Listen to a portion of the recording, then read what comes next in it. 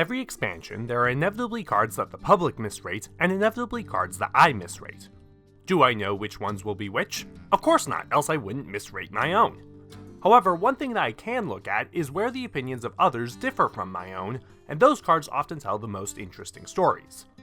From last expansion, token examples include Topsy Turvy, Cosmic Anomaly, and Juicy Psychmelon, all of which had different end results. So today I'll be looking at some of Rastakhan's cards that have been announced where my analysis runs counter to others. Will the end result be in my favor, the opposing favor, or somewhere in between? We'll have to see, but until then, let's take a look at what's on the table. Our Connoisseur is the first card I've noticed in this nature, though to be fair, the general opinion appears to be middling. However, many people are vocal about the card, including Brian Kibler, who said this card is worth looking at closely. To that I say, challenge accepted. The fact that this card is just an objectively worse Duskbreaker is worth bringing up, but I will admit that Duskbreaker at 6 mana would still be playable. This would give the card a middling rating, except for one significant problem. Holding a dragon is much easier than playing an elemental. A board clear effect like this works well when waiting for the proper time to unleash powerful cards, a concept dragon decks are familiar with. Elementals, on the other hand, do not share this strategy. They want to keep the ball rolling by playing one elemental, then another, then another. Having this board clear kill your own minions as well means that our Connoisseur often destroys its ally that activated it, and if it doesn't, that means your opponent has invested resources to destroy it already.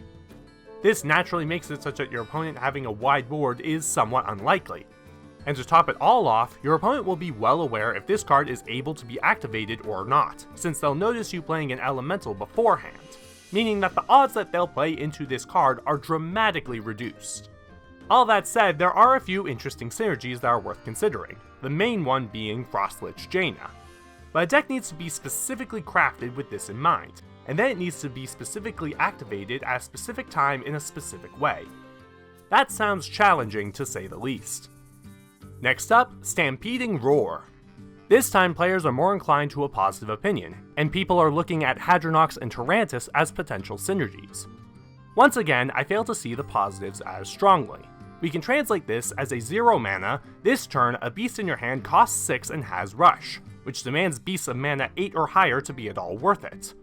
Other cost reduction or mana boosting cards are better used for tempo gains, and a creature of 8 mana or higher is not privy to tempo decks, even if it can sometimes be cheated out for 6 mana. This is on top of the fact that this card, being 6 mana, usually will eat up most of your turn anyways. There is one synergy worth noting: Overkill minions, which I imagine is exactly what this card was designed for. But even in this case, the card is only so powerful, and still requires other cards of lower strength to be used. Altogether, the card is a little clunky to get the exploit from, which knocks it down from being strong to instead being alright sometimes. I don't see it coming into its own even with the proper synergies to exploit. Now, those two cards are the prime examples where I simply disagree with others, but there are other cases where these ratings get more complicated. For example, some of these cards have particularly unique effects, which makes it such that opinions are quite varied. Princess Talanji is slow, hard to make work, and requires very precise deck building, so its ratings are all over the place. This is where my rating system kicks ass. I just slap a stupid unless it isn't on the card and move on with my life. Hakar the Soulflayer is another more extreme example of a card like this. To that end, these varied responses actually make a lot of sense. These cards could define the meta, but they'd require a significant amount of support to do so, not unlike Mecha'thun, Oakheart, and King Togwaggle. Take away the complexity, however, and the ratings of the masses often align with my own. War Druid Lodi is considered good, which I agree with. Predatory Instincts is considered middling with an inclination towards being bad, which I sorta agree with. It may seem obvious when stated out loud, but the simpler a card is, the more accurate the public's opinion. But of course, the reverse is also true, so let's bear that in mind when I talk about the last card of note for today, Gonk the Raptor. As a concept, this card is fascinating, turning the Druid's boosted attack into practically a board clear effect. The 7 mana cost leaves us wanting for a more flexible variant, but even something as simple as Claw and a boosted hero power can have devastating results. And if this minion sticks, which it's inclined to do, then the next turn can be even more powerful.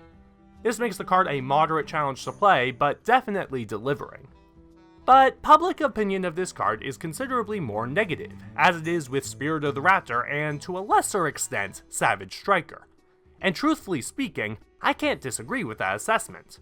Cards like Claw and Bite are never seen in the meta, not because they are weak, but because they're perfectly balanced as all things should be. Except in Constructed, balance equates to never sees play, so these cards have always been on the sidelines. Thus, for this synergy to work, it's not enough to just tie in a couple of Raptors and call it a day. Druid needs a more feasible option for the style to be worth something by itself. I was actually hoping that the Spirit of the Raptor would be a passive buff to the hero's attack, thus enabling cards like Gonk to become even more powerful. It's possible that such a card will still be revealed, in which case my hopes for a new, faster Druid won't crumble to dust. But now, Druid only has 2 cards left to be seen, and the odds of a neutral card being built for this are pretty slim. We'll see the fate of Lodi's Raptors in the coming weeks, but for now I can recognize the skepticism in their success. And that's the thing about viewing these ratings. Some cards are good, some cards are bad, and some cards demand help that sometimes doesn't exist. These synergies are often the difference between the cards being awesome or the cards being terrible. And as a result, good cards can fail to see play, and bad cards can redefine the game. So for these Druid cards, they're alright, but they don't have a strong enough base to see play at the moment. Whether or not Druid is capable of finding that base will be the difference between the public being right or them being dead wrong.